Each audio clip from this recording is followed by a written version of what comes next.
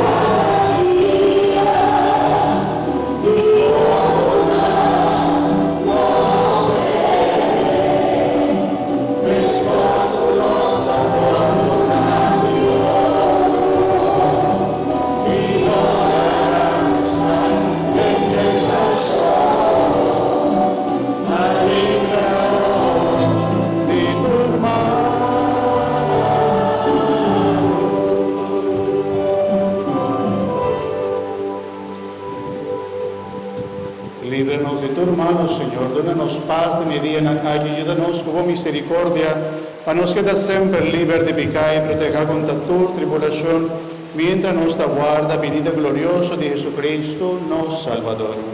A sopra te vorrei notare, por poder y gloria de eternidad. Señor Jesucristo, vos avisa vos apóstol, a mitad laga vos paz, mitad una vos.